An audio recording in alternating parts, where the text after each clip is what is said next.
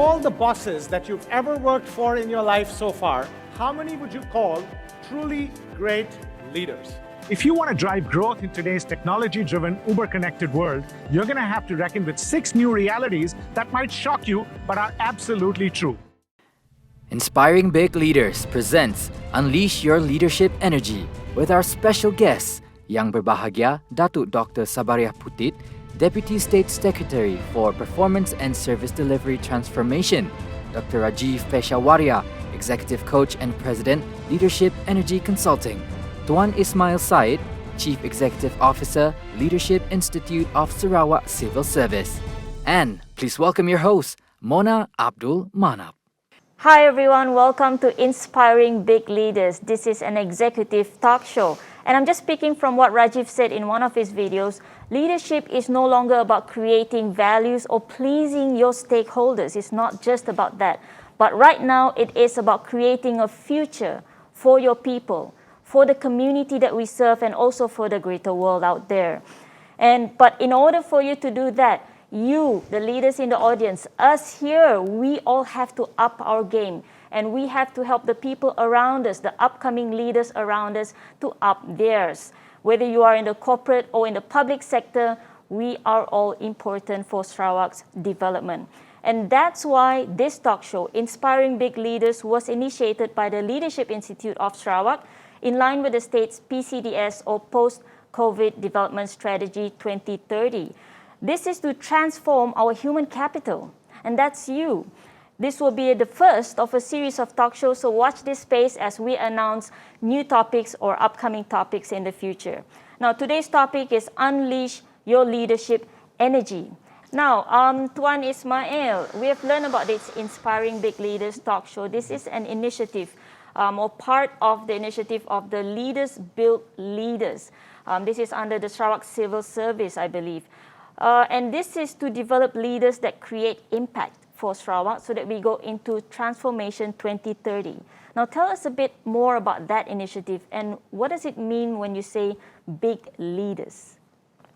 I would like to start in the context of the Sarawak Civil Service. It is important that we understand the context of big leaders, how we envision it. We envision big leaders in the state more of people that understand their very existence, why they exist. But it goes beyond existence. It goes beyond translation of vision or state aspiration into strategies, plans, and activities. At the center of big leaders' agenda is always people. It is the realization of the fact that you can only deliver a project, success or failure, through people. Yep. And it's how you maximize that, it's how you harness that, and how it transcends across individual into teams. If we take the state to deliver a piece of work, we may have to transcend 6, 7 agencies or 15 agencies. And that's important for us to be able, as a big leader, to actually have that social influence to bring people together. And in the context of the Sarawak Civil Service, it is important for us to always remember it is underpinned by 6 shared values. We must apply our 6 shared values consistently. Now, how do we translate that? How do we translate that into our leadership development for Sarawak Civil Service? We approach it from career-long mentoring programs. But that's not enough. We want to anchor that around understanding social behaviors that possibly could inhibit performance. Performance matters. But all of that will only operate if you operate in an ecosystem that allows for growth. What better way to create an environment of growth if you actually allow leaders to develop leaders? And that's the anchor of how we talk about leaders develop leaders in the context of Sarawak Civil Service. Right. And you mentioned before that you also will be having data, you'll be utilizing data in talent management. How are you going to do that? Indeed, it is the one of the underpinning pieces of work that we do. I think we're trying to move the state in terms of harnessing talent, maximizing effort from intuition, firasat as we call it from time to time in our local language, firasat. We move it away from firasat or intuition to insights. But we do not stop there. We have a lot of information, we have a lot of data, but the ability to translate that insights into something useful to help the state make decision is a skill we must acquire. Before we go any further, Mona, I must bring Dato into the picture. Because I think in any conversation regarding Sarawak civil service or public sector leadership, we must understand where we come from. Yeah, we must understand where we come from, where are we now, but more importantly, how do we meet the challenges of trying to deliver the 2030? I can think of no better person to explain to us the three segments of that scenario. So, Dato', can I invite you to actually enlighten us? Tell us where do we come from, where are we now, what are the challenges that you see ahead in the context of PCDS? Allow me to say this. I'm humbled by the statement, but I don't mind to share our journey in this public sector transformation, particularly in the Sarawak public service. Yeah? Having said that, I think we come a long way in this transformation. Yeah? I think most of us here who are part of the conversation today, except for RAJEEV possibly, may have understand the context better, as they have been part and parcel of this transformation since 2010. Yeah? And of course, I'm not going to deliver today or this morning the whole chapters of it, but suffice for me to say a number of key journey that we, initiatives in the key initiatives in the journey that has gone a long way. Yeah?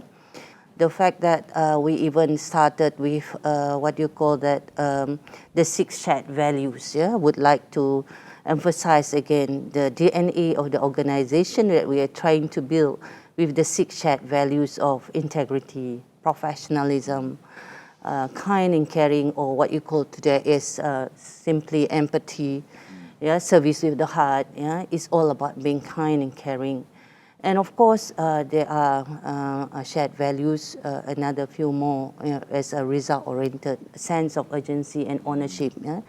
These are key to what we are today. And as I said, with a mantra too, and a tagline, and honor to serve. Even the YB Chief Minister said and mentioned, this is really an honor to serve. Yeah?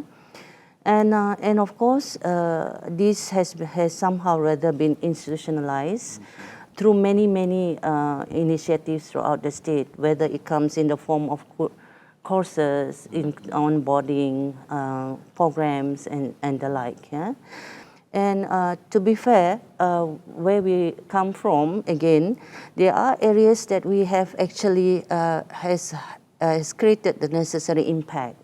Yeah, into the service delivery itself. Take, for example, in innovation and creativity, where we are trying right from the beginning of the transformation, yeah, through ICC, yeah, innovative and creative circles, yeah, yes, and also the key focus activities and high-performing team solutions. Yeah, these are all team-based kind of approach. Again, talking about making sure the public service is working in high-performing teams. Yeah? Yep. Since then, when we started, we only have 22 teams. Yeah, now we have more than 1,000 plus teams, 1,500 teams. That's amazing. We are the most ICC teams in the whole of the nation. And we, not to suggest that, you know, we are so want to be recognized only, yeah, by even international circles on ICCs on innovation and creativity, but with a view that all this innovation and creativity culture will generate, yeah, the necessary solutions and innovations that can make the public service more efficient and effective. The number of these innovations has somehow rather created the necessary impact in terms of reduced costs, improve efficiency of the sectors. Not only that, in some agencies and departments, they have come with new solutions, new applications, and new framework to move further into this where we are today. Yeah, having said that, There are other areas, yeah, like our, what do you call that? A good example is also our Service Sarawak. Yeah? Now Service Sarawak has expanded, yeah, in 6 divisions. 6 divisions. Yeah, we have also Service Sarawak. That is the centers. Yeah, we have Service Sarawak kiosks as well, because we try to provide a multi-channel. Yeah, then now we also create Service Sarawak Digital, the web, the apps as well. Yeah, this is a multi-channel kind of. Yeah. Wow. So in a way, in the future, we are moving into our communities, yeah, Right. through our digital community centers. Yes. Yeah, so we are penetrating into making sure that the community are benefiting right from our Right. services that we have innovated. Yeah. Okay. Then we are blessed, in fact, yeah, with the Chief Minister actually propagating what you call as spearheading the digital economy in Right. 2017. Yeah. That has somehow rather fast-tracked our e-government into digital Yes. government agenda. Yeah, and we have now really moved into digitalization of our Right. services. In fact, there are a lot more. I mean, the like of Leadership Institute, for example, with the e-learning platform, virtual platforms, yeah, and the e-commerce platforms, yeah. These are fast-tracking our digitalization of the now. Alright. Can say that for the Yep. moment. Thank you, Dato. I have to cut you in because we're just yeah. going for a break. But it's refreshing to see that the public sector is talking about customer-centric, being customer-centric. Usually it's the private sector that talks about that. So I think we're going in the right direction. We're going to go on a short break here and stay tuned.